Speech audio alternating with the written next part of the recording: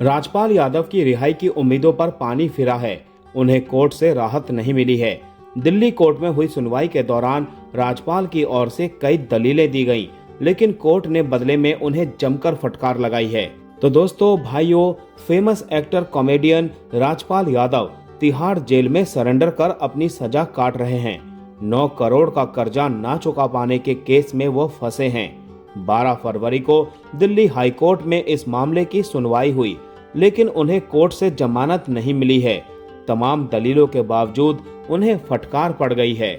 राजपाल यादव की सजा निलंबित कर जमानत पर रिहा किए जाने की याचिका पर दिल्ली हाई कोर्ट ने मुरली प्रोजेक्ट कंपनी को नोटिस जारी किया है।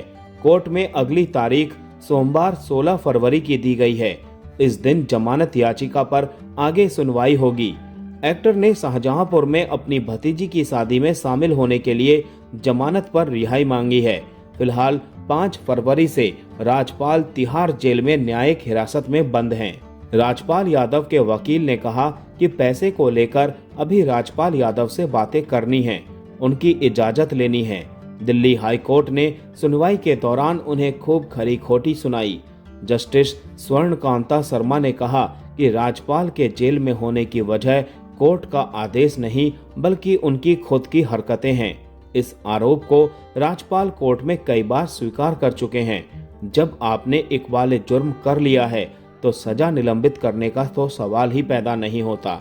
जस्टिस स्वर्णकांता शर्मा ने कहा कि राजपाल यादव कोर्ट में दर्जनों बार मान चुके हैं कि उन्होंने धन लिया है और वो लौटाएंगे भी।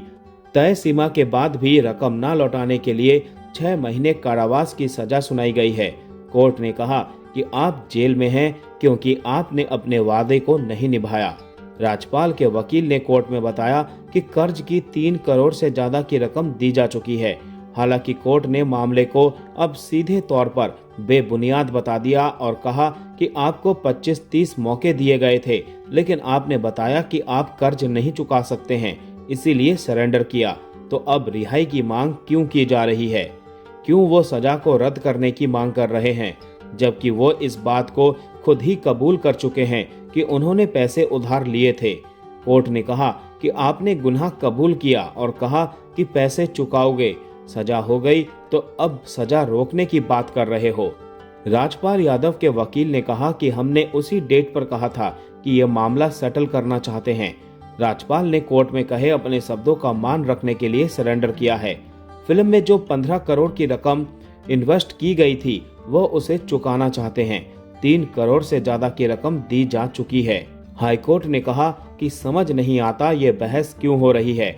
आपने याचिका दाखिल की थी, जज ने कहा था कि वो हस्तक्षेप नहीं करेंगे। आपने कहा कि पैसों का भुगतान करेंगे, फिर सालों तक आपने पेमेंट नहीं की। आदेश की अवहेलना की वजह से आपको सरेंडर करना पड़ा। आप पिछला ऑर्डर देखो, आपने कहा था कि जेन्युइन ट्रांजैक्शन हुई थी जहां फिल्म के प्रोडक्शन को फाइनेंस किया गया था। कोर्ट ने नोटिस किया कि आप सेटलमेंट की संभावनाएं तलाश रहे थे।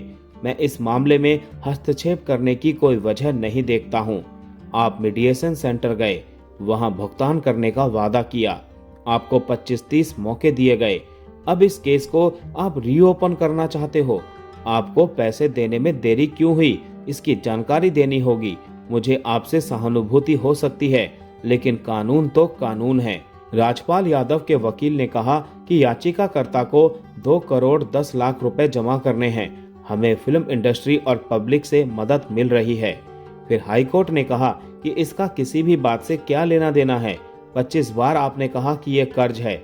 अगर ये अमाउंट जमा करने को तैयार हैं तो आगे सुनवाई जारी रखेंगे। राजपाल यादव के वकील ने कहा, हम कोर्ट में बतौर सिक्योरिटी अमाउंट जमा करने के लिए तैयार हैं, लेकिन राजपाल के परिवार में शादी है, इसीलिए हमें जमानत चाहिए। राजपाल यादव के मैनेजर और परिवार की तरफ से ये उम्मीद जताई गई है कि वो जल्द रिहा हो सकते हैं। राजपाल की पत्नी ने सभी का शुक्रिया अदा किया है।